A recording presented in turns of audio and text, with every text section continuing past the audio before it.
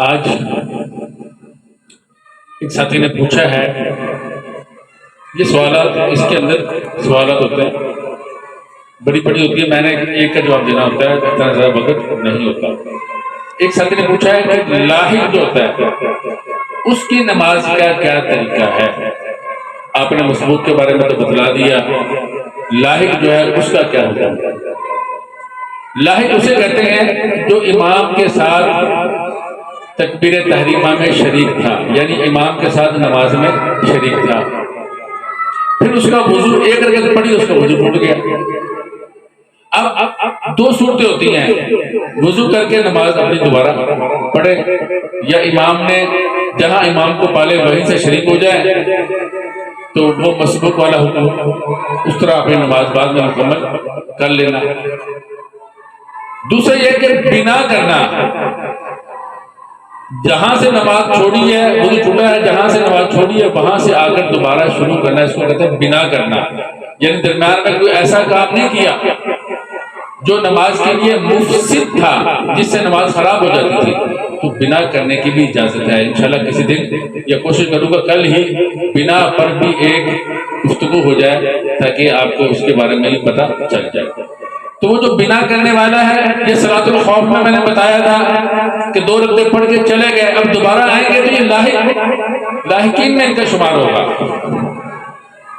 اسی طرح ایسے بھی ہوتا ہے اس زمانے میں کہ سو جاتے ہیں، کسی نے اٹھایا تو امام 2 رکعتیں اور پڑھ چکا تھا، 1 رکعت تو امام صاحب پڑھی، اس کے بعد سجدے میں گئے یا بیٹھے سو گئے۔ بعض ایسے بھی ہوتا ہے کہ ان کو جب اٹھایا جاتا ہے تو امام فارغ ہو چکا ہوتا ہے،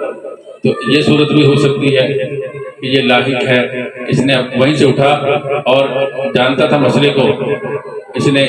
چیز جائے کہ اٹھ کے باہر بھاگتا، اس نے اٹھ کر اپنی باقی نماز پوری کر لی، اور سونے کی حیت وہ نہیں تھی جس سے وضو ٹوٹتا ہے۔ یہ باتیں ساری ذہن میں رکھا گیا۔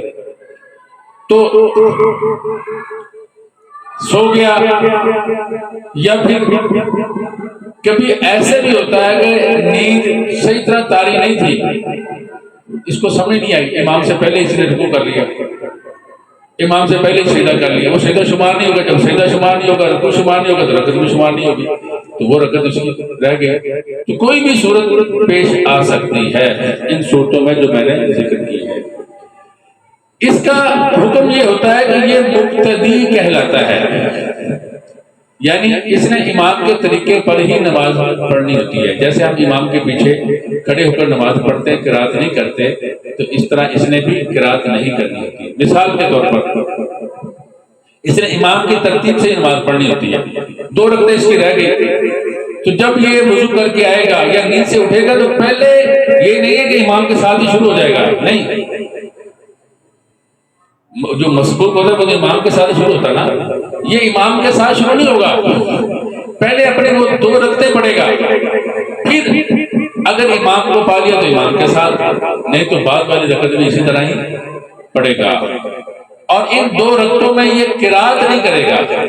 مسبوق کا تو میں نے بتا دیا تھا وہ قرات کرتا ہوتا ہے، یہ قرات نہیں کرے گا، اس لیے کہ یہ حکماً امام کے پیچھے ہی شمار ہوتا ہے،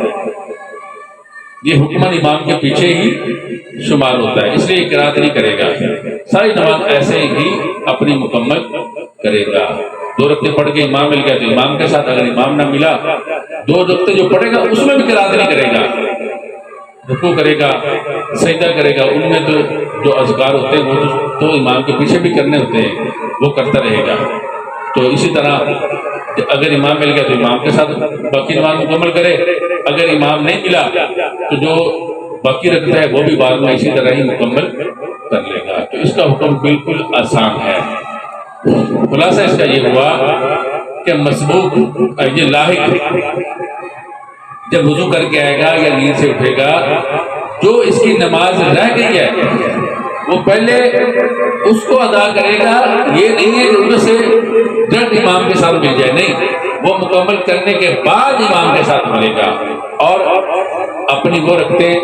جو اس کی رہ گئی ہیں ان میں قرات نہیں کرے گا، جیسا کہ جو پڑھ رہا تھا امام کے ساتھ اس میں قرات نہیں کر رہا تھا نا، تلاوت نہیں کر رہا تھا، اس میں بھی نہیں کرے گا۔ تو اس کا حکم یہی ہے، بالکل آسان ہے۔ دعا کیجیے اللہ رب العزت ہمیں دینی مسائل میں دلچسپی لینے کی، ان کو سمجھنے کی، اور اپنی